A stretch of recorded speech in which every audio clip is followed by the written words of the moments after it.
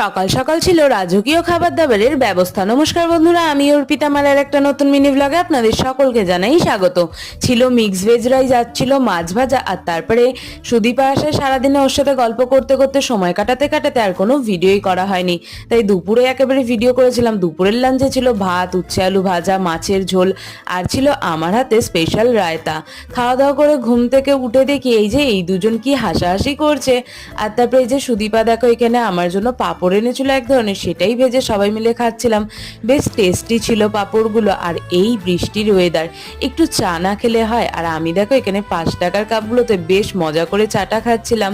চাটা বেশ ভালোই হয়েছিল। আর তারপরে এই যে দেখো ঠাকুমা এখানে আটার গোলা রুটি বানিয়েছিল, সেটাই আমি খাচ্ছিলাম, বেশ ভালো লাগে।